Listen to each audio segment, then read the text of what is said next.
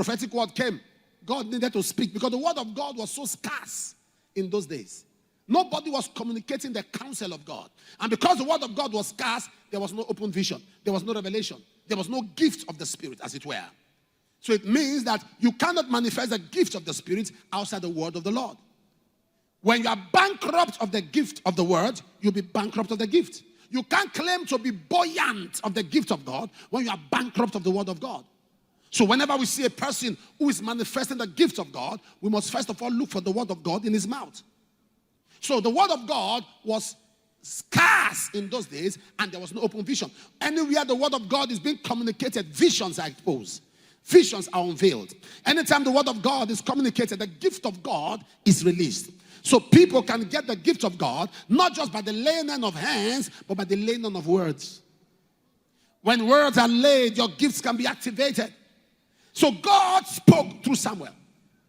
And God said to Samuel, you go tell Eli, I will do a thing in his days that the ear of them that hear shall tingle. 1 Samuel 3:11. Before that time, there was a prophetic word that all the lineage of Eli, the sons, the grandsons, the great-grandsons, will minister before the temple.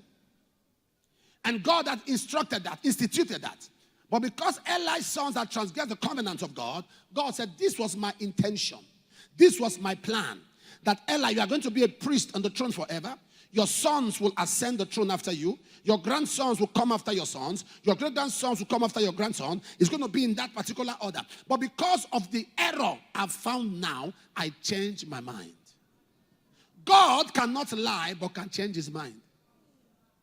God said 2 million people will enter the promised land. Only 2 got into the promised land. Now, when you say, I say God changed his mind, it's in this context. It's not as though the promise of God over your life will no more be fulfilled.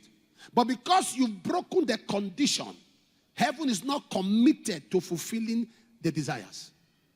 The commitment of God, the commitment of heaven is triggered by your act of service.